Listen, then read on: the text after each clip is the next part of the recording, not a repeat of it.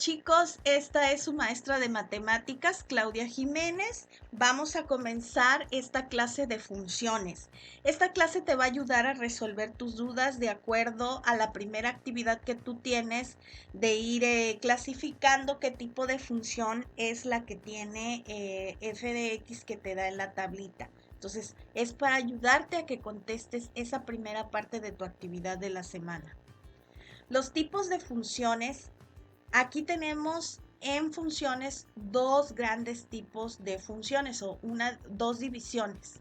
La primera división son las funciones algebraicas y la segunda las funciones trascendentes. Son algebraicas aquellas funciones que de alguna manera van siguiendo un patrón ordenado, estructurado y constante. Y son funciones trascendentes aquellas que siguen un patrón que es propio de la función que describen, ¿sí? Por ejemplo, las funciones algebraicas son o incluyen todas aquellas funciones como por ejemplo las polinomiales, que su trayectoria depende del grado que están indicando, ¿verdad? La primera función y la más sencilla que tenemos es la constante, en donde f de x es igual a un número constante y le des los valores que le des a x, tu número en y va a ser siempre el mismo. Por ejemplo, si y es igual a 5 y tú dices que esa es una función constante, si tú evalúas esa función en una tabla y le des valores a x desde 0 hasta 20, por decir algo, el valor que va a arrojar y siempre va a ser el mismo, ¿sí? Que es 5. Si a es igual a 5, pues 5, ¿no? Entonces, esa es una función constante en donde y tiene un valor numérico, le pongas los valores que le pongas a x. Ahora, la función lineal, pues ya la conocemos, ¿verdad? Esta función, tú le vas dando valores a x y te va describiendo una trayectoria de línea recta, que puede ser vertical, que puede ser horizontal, que es inclinada, que puede ir de más a menos y de menos a más. Ahora, una función cuadrática, si recuerdas, estas funciones cuadráticas las vimos al principio del semestre y el semestre anterior, ¿verdad? Estas te denotan, pues, curvas como la parábola, curvas como la elipse, entonces curvas como la hipérbola incluso, pero la hipérbola pues eso es otro tema que podríamos ver dentro de funciones, pero más adelante, ¿verdad? Entonces tenemos la función cúbica y la cuártica, que son también funciones que nos denotan curvas. ¿Cuál es la diferencia entre una curva cuadrática, una cúbica y una cuártica? Pues el número de sinuosidades que tiene tu imagen, ¿sí? A eso se refiere, ¿verdad? Más adelante vamos a ver de qué estoy hablando en el siguiente bloque que veamos de funciones. Ahora, las funciones radicales pues son aquellas que a un número que esté elevado a una potencia lo reducen, ¿verdad? Le quitan, les extraen esa raíz. Y las funciones racionales son aquellas que constan de un numerador y un denominador. O sea, en pocas palabras son fracciones, divisiones. Son aquellas que les dan mucho miedo cuando hacen sus cálculos, ¿verdad? Bueno, entonces todas esas, tanto polinomiales, radicales y racionales, pertenecen a las funciones algebraicas. Ahora, las funciones trascendentes, tenemos la trigonométrica, que son todas las que vimos cuando se estudió el triángulo, ¿verdad? Que son seno, coseno, tangente, cotangente, secante, cosecante. Esas son las funciones trigonométricas. Ahora, las exponenciales son aquellas que tienen un crecimiento que no es un crecimiento lineal, ¿sí? Que depende de la base y del exponente al que estén elevados. La logarítmica, digamos que es lo contrario de la exponencial. Nos pueden denotar un decrecimiento, también un crecimiento o una función que en cierto momento se convierta en una imagen constante, Lo vamos a ver, ahorita vamos a ver un logaritmo natural y van a ver cómo se comporta esta función. Las funciones continuas, discontinuas, crecientes y decrecientes. Si te das cuenta, empezamos con la gran división de las funciones, que es la primera columna de tu tabla de actividades. Ahorita vamos a la segunda, que son funciones continuas y discontinuas.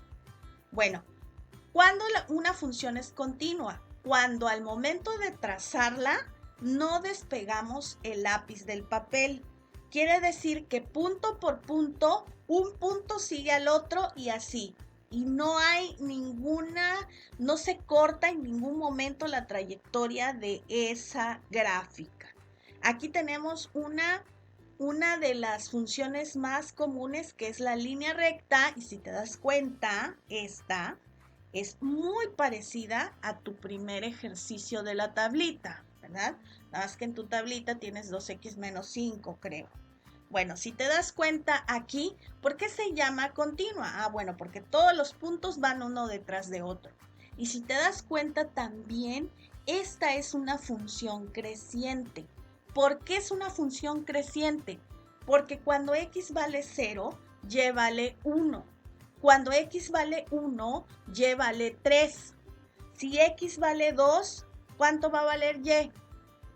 Pues 5, ¿verdad?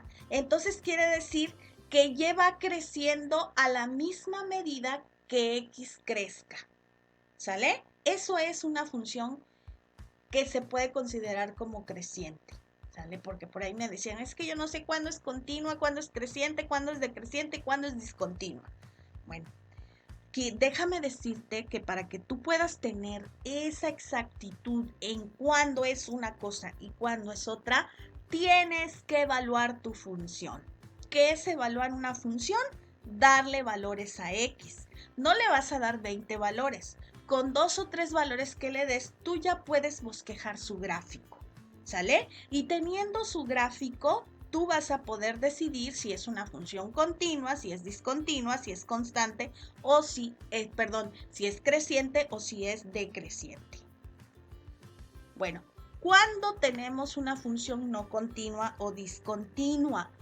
Cuando su gráfico que me va a dar no sigue una trayectoria constante, sino que se corta, ¿sale?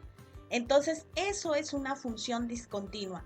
Date cuenta, este ejemplo es igual que uno de tus ejercicios de la tablita, f de x igual a 1 sobre x.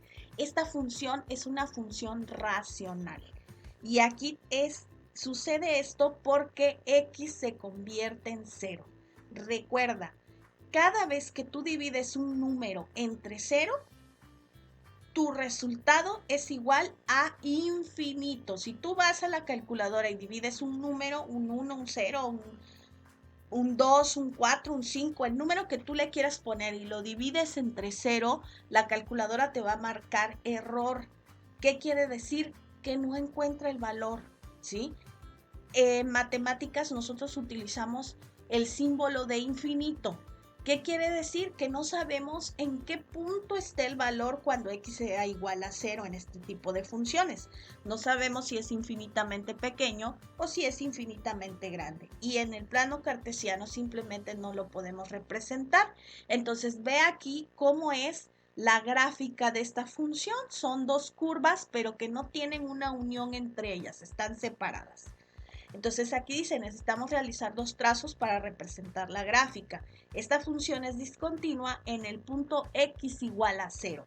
Esto ocurre porque x igual a 0 no tiene imagen, ¿sí? No tiene un punto de unión, no tiene una línea, una curva, nada. Tú no estás viendo nada ahí, simplemente estás viendo un vacío. ¿Sale? La función es continua en los reales excepto 0. ¿Qué quiere decir? Que mientras tú tengas un valor diferente a 0, tú vas a tener un valor de esa función. Si tienes valores negativos, vas a ver tu curva aquí en el tercer cuadrante, ¿verdad? Pero si tus valores de x son positivos, tu curva la vas a ver en el primer cuadrante. Entonces, a eso se refiere esta expresión que tenemos aquí abajo. Ahora, ¿de qué depende la continuidad de una función? Una función f es continua en el punto x igual a si el límite de la función por ambos lados de A coincide con su imagen f de A. Vamos a regresar a la anterior. Fíjense, ¿cuándo es un límite? Cuando x viene por la derecha o por la izquierda, como dice aquí. Esto de acá, x tiende a A más, me dice que cuando x viene por la derecha, ¿sí? Cuando x tiende a A por la derecha y cuando x tiende a A por la izquierda. ¿Qué significa eso, maestra? Bueno, pues cuando x tiende a A por la izquierda quiere decir que cuando venimos con valores de negativo hacia el origen, entonces tiende a A por la izquierda.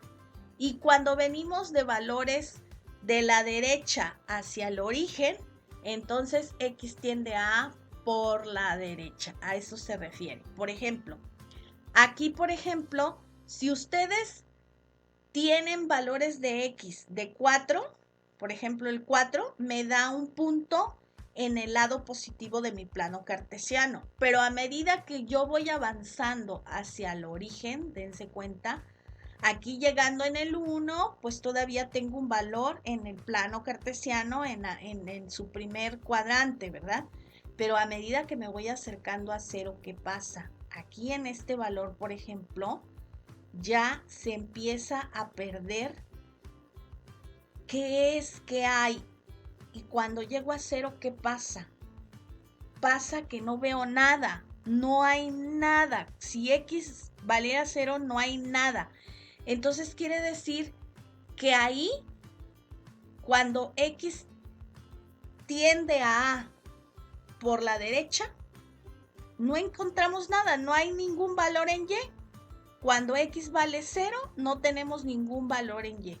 Y si venimos desde números negativos, por ejemplo, menos 4, menos 3, menos 2, menos 1, pero nos vamos acercando al 0, también vamos a ver que cuando x es igual a 0, y tampoco tiene valores ni hacia arriba ni hacia abajo en mi gráfica. Entonces, a eso se refiere que x tienda a A por la izquierda o por la derecha, pero por el contrario con la línea recta. Si nosotros venimos desde valores grandes, por ejemplo, desde el 3 hacia el origen, nos damos cuenta que si vale 3, pues a lo mejor por acá sigue la línea recta. Si vale 2, la línea recta sigue acá en este punto. Si vale 1, está en este otro punto. Si vale 0, está en este punto. Ahora, si nosotros venimos de valores negativos, ¿verdad? Si vale 3, va a estar como por acá fuera de este cuadrante. Si vale menos 2, va a estar en menos 3. Si vale menos 1, va a estar en menos 1. Y si vale 0, pues va a estar en 1 positivo. ¿Qué quiere decir? Que le des los valores que le des, ya sea negativos o positivos, o sea, por la izquierda o por la derecha, tú siempre vas a tener un valor en y. A eso se refieren estas condiciones de continuidad.